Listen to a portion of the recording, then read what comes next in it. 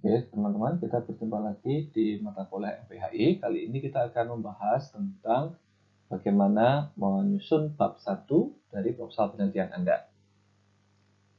Sebelum masuk ke sana, kita ingat kembali bagaimana sih tahapan penelitian itu. Ya. Tahapan penelitian dimulai dari Anda menentukan rumusan masalah. Kemudian dari rumusan masalah itu, Anda susun proposal penelitian. Nah, setelah proposal penelitian oke, maka Anda akan bisa melakukan penelitian dan menuliskan hasil penelitiannya sesuai kebutuhan Anda. Anda di sini sudah menentukan rumusan masalah ya. Dan sekarang kita akan masuk ke penyusunan proposal penelitian. Proposal penelitian itu terbagi dalam 3 bagian atau 3 bab. Yang pertama, bab 1 pendahuluan, bab 2 tinjauan pustaka, dan bab 3 metode penelitian. Kita sekarang akan berbicara tentang bab 1, pendahuluan terlebih dahulu. Harapannya Anda dari sini kemudian bisa menulis bab 1 Anda dan menyelesaikannya dalam beberapa pertemuan ke depan. Ya. Nah, apa sih yang kemudian perlu Anda tulis di bab 1? Bab 1 pendahuluan terdiri dari 4 bagian. Yang pertama latar belakang, yang kedua rumusan masalah Anda, yang ketiga tujuan penelitian Anda, dan yang keempat manfaat penelitian Anda. Nah, kita mulai dari latar belakang terlebih dahulu. Di latar belakang itu Anda perlu menuliskan beberapa hal. Ya. Nah, sebelum kita masuk ke apa yang perlu Anda tulis, Anda perlu paham dulu bahwa latar belakang itu adalah sarana Anda menjual ide kepada pembaca. Ibaratnya Anda itu jualan mobil, latar belakang itu showroomnya. Ya. Ibaratnya Anda punya bakery, latar belakang itu etalasenya. Sementara pembaca adalah orang yang lewat kemudian lihat, ini ada mobil bagus, itu ada kue cakep, kayaknya enak gitu. Nah, maka latar belakang ini harus Anda kemas sehingga bisa menarik perhatian orang. Ingat ketika Anda membuat rumusan masalah kan ada faktor appealing ya. Nah, appealing itu pertama appealing from the writer, dan yang kedua adalah appealing for the reader. Jadi kalau Anda menulis sesuatu yang menarik bagi Anda juga harus mengkomunikasikan ke orang lain supaya orang lain tertarik juga.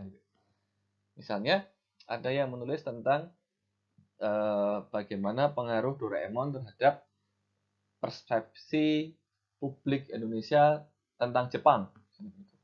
Nah, itu rumusan masalahnya. Bagi penulis, bagi peneliti mungkin memang menarik ya.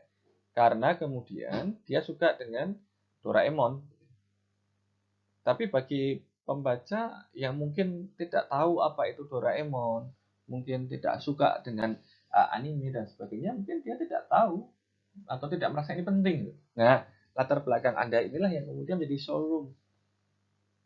Anda harus menunjukkan bahwa, ini yang penting loh. Bagaimana caranya? Caranya adalah pertama, Anda sampaikan dulu informasi terbaru terkait kasus yang Anda teliti. Ya, misalnya Anda tadi rumusan masalahnya adalah bagaimana pengaruh Doraemon terhadap persepsi publik Indonesia pada Jepang. Nah, berarti kan ada pertama Doraemon, yang kedua hubungan Indonesia dan Jepang. Nah, Anda coba sampaikan dulu tentang dua informasi itu. Bagaimana sih hubungan Indonesia dan Jepang, bagaimana Doraemon digunakan pemerintah Jepang, dan sebagainya.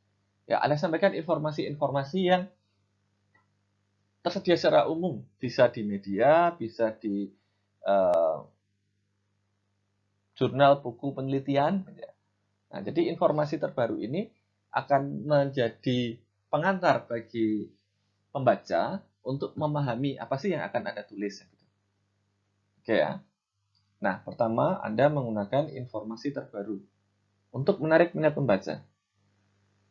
Nah, yang kedua, kemudian Anda sampaikan, sudah ada loh penelitian-penelitian dalam bidang ini. Ya. Jadi ini bukan sesuatu yang baru sama sekali, tapi ini sudah sudah pernah diteliti orang lain. Jadi ini juga menunjukkan kepentingan atau pentingnya urgensi dari masalah ini gitu. Nah, tapi ada satu titik yang belum dibahas oleh peneliti-peneliti itu dahulu itu. Begitu. Inilah yang disebut sebagai research gap ya. Titik di mana misalnya tentang pembahasan Doraemon terhadap persepsi publik Indonesia pada Jepang tadi, itu sudah ada yang membahas tentang Doraemon terhadap persepsi publik masyarakat Korea Selatan, Doraemon terhadap persepsi publik masyarakat Amerika Serikat, ada yang Arab Saudi, ada yang Inggris, dan sebagainya. Nah, belum ada yang membahas tentang persepsi Doraemon terhadap persepsi publik masyarakat Indonesia. Maka ini menjadi sebuah research gap, menjadi sebuah titik yang belum pernah diteliti sebelumnya. Nah, research gap itu kemudian Anda jadikan sebagai pengantar bahwa karena sudah ada informasi umum terkait hubungan Indonesia-Jepang, kemudian ada penelitian-penelitian yang menggambarkan bagaimana pemerintah Jepang berusaha menarik simpati masyarakat dari Amerika Serikat, dari Inggris, dari Arab Saudi, dari Korea Selatan, dan banyak negara lain dengan Doraemon. Tapi kok belum ada yang meneliti tentang Indonesia? Nah, maka penelitian saya akan mengambil rumusan masalah bagaimana pengaruh Doraemon terhadap persepsi masyarakat Indonesia kepada Jepang. Begitu, ya. Jadi Anda sudah membangun urgensi penelitian itu dari awal, dari ketika Anda menyampaikan informasi terbaru hubungan Indonesia-Jepang, kemudian penelitian-penelitian sebelumnya yang membahas tentang gimana sih Jepang itu sudah melakukan ABC ke negara XYZ. Kemudian, tapi kok Indonesia belum ada yang meneliti? Nah, penelitian saya nih yang akan meneliti tentang Indonesia. Ingat loh, Indonesia itu penting. Ya. Ingat loh, Jepang itu mengupayakan ABC. Nah, tapi belum ada yang meneliti tentang Indonesia. Maka penelitian saya adalah berbicara tentang Indonesia. Begitu ya teman-teman. Jadi, Anda bisa menggunakan struktur ini untuk menulis latar belakang Anda.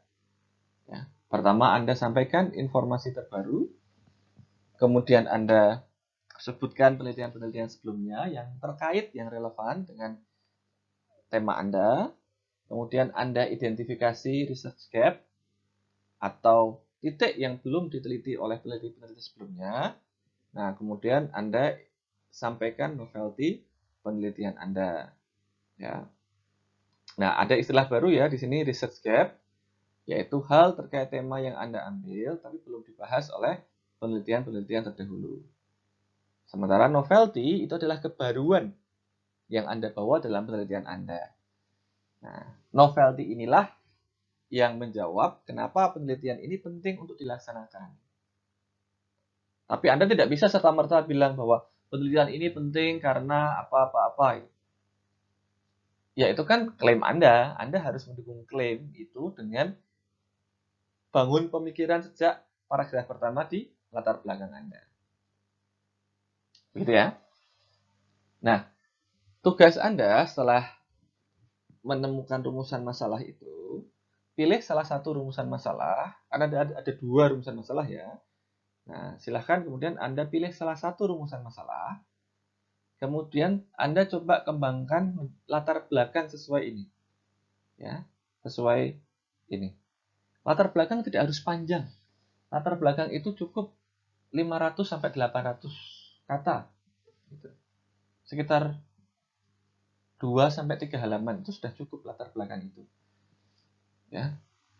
Semakin padat semakin bagus. Nah, kebiasaan mahasiswa yang saya kenal adalah berputar-putar. Ya, misalnya ingin bercerita tentang bagaimana pengaruh Doraemon terhadap persepsi publik Indonesia kepada Jepang, itu cerita tentang Doraemon dulu panjang. Doraemon pertama kali ditulis oleh Fujiko F. Fumio pada tahun 1970 dengan begini, sejarahnya begini, Doraemon adalah kucing dari masa depan, tapi sering dikira sebagai rubah. Kemudian tokoh-tokohnya adalah Nobita, Shizuka, Giant. Tidak perlu. Karena Anda tidak sedang membahas skripsi tentang sejarah Doraemon. Jadi Anda langsung fokus kepada apa sih yang pernah dilakukan pemerintah Jepang dengan Doraemon kepada negara lain. Singkat. Mungkin dalam 1-2 paragraf. Yang penting menunjukkan bahwa Anda tahu loh, Anda pernah membaca. Karena itu nanti akan Anda jelaskan lebih lanjut di inti analisis Anda. Ya. Nah, latar belakang ini adalah untuk mengenalkan pembaca kepada masalah yang akan Anda teliti dan membuat mereka tertarik. Maka Anda harus mengusahakan sebagai salesman gitu ya, sebagai marketer dari rumusan masalah Anda. Ya, kembali, latar belakang tujuannya adalah untuk membuat pembaca tertarik dengan tema yang Anda angkat, rumusan masalah yang akan Anda teliti.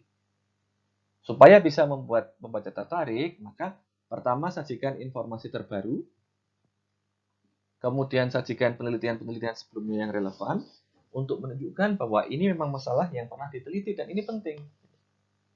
Sampai peneliti A, peneliti B itu meneliti loh.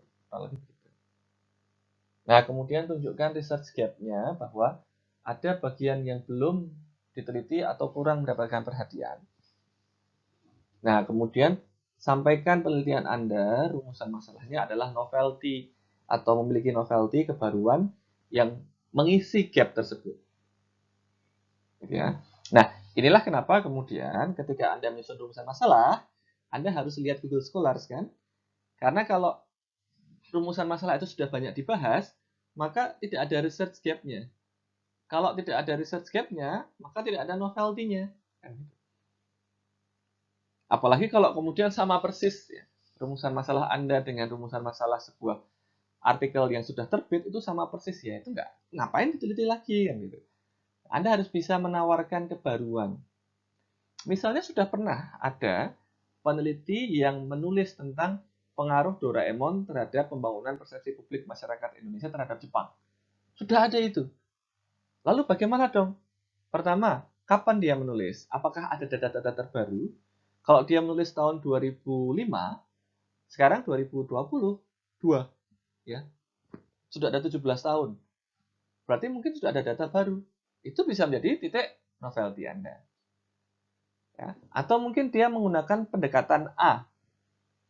Nah, Anda kemudian menggunakan pendekatan B. Contohnya misalnya,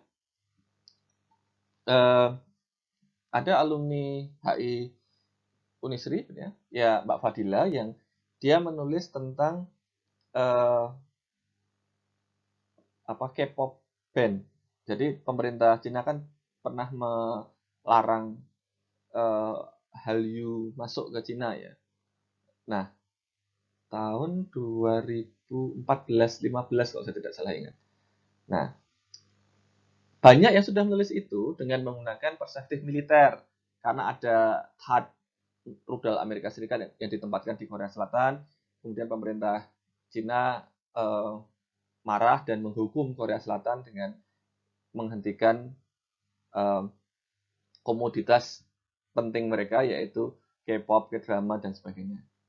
Nah, ada yang kemudian menggunakan perspektif ekonomi, ya, melihat kerugian dan sebagainya dari industri hiburan di Korea Selatan.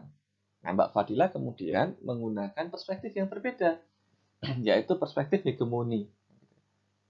Bahwa karya-karya dari Korea Selatan itu membawa nilai yang bertentangan dengan nilai yang akan ditumbuh kembangkan oleh pemerintah Cina. Sehingga dianggap sebagai ancaman. Maka dihentikan. Seperti itu. Nah, jadi Anda bisa menggunakan data yang lebih baru atau bisa menggunakan perspektif yang berbeda. Kalau memang kemudian sudah banyak yang mengambil objek tersebut. Begitu ya. Nah, ini pentingnya Anda kemudian melakukan riset di awal sehingga bisa mengidentifikasikan research gap dan novelty-nya.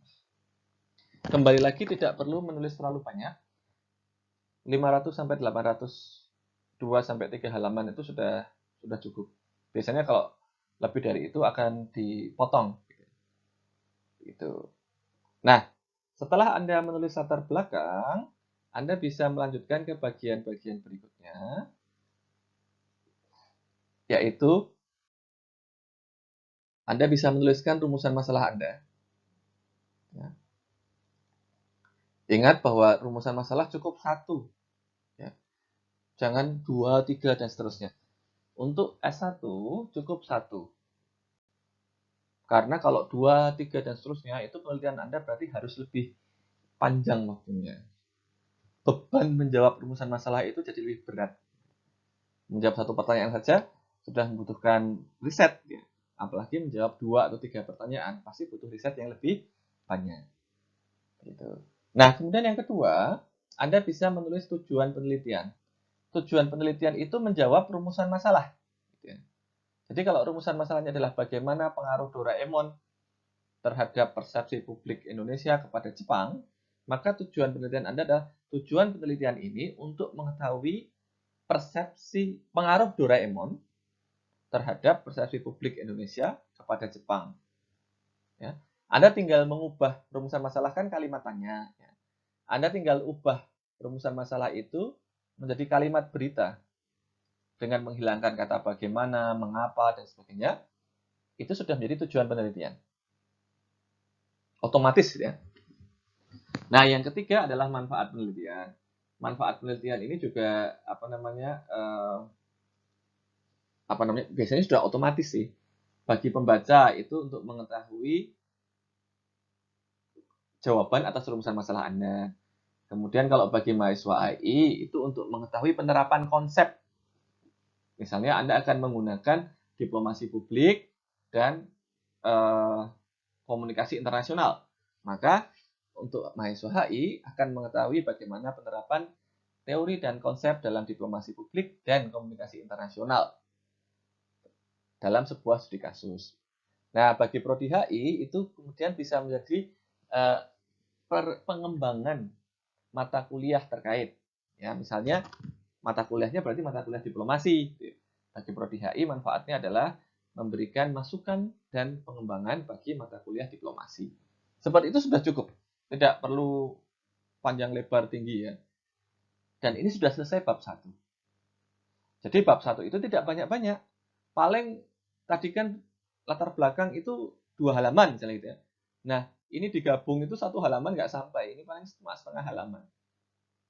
Jadi cuma dengan 2,5 halaman Anda sudah selesai bab 1. Sudah bisa menjual penelitian Anda ke pembaca. Nah, orang membaca 2,5 halaman itu kemudian tahu, oh, Bu Hasna akan meneliti tentang ini. Dan ini menarik gitu. Oke, saya sepakat kalau penelitian ini dilanjutkan. Begitu. Ya. Kalau Anda kemudian sudah memiliki data dan menuliskan hasilnya, latar belakang ini bisa Anda gunakan sebagai awalan tulisan Anda. Kalau Anda akan mengirim ke jurnal, Anda harus menulis manuskrip. Nah, latar belakang ini bisa menjadi awalan manuskrip Anda. Begitu. Sampai kemudian ketika dibaca oleh pengelola jurnal, oh mereka akan mengerti kenapa kok Anda meneliti ini, kenapa kok ini penting. Nah, tulisan Anda kemudian dimuat di jurnal tersebut. Begitu rekan-rekan sekalian. Nah, selanjutnya kita akan mendiskusikan tentang latar belakang yang bisa Anda kembangkan dari rumusan masalah Anda. Oke, begitu kita lanjutkan ke sesi diskusi. Terima kasih banyak teman-teman semua. Selamat berdiskusi.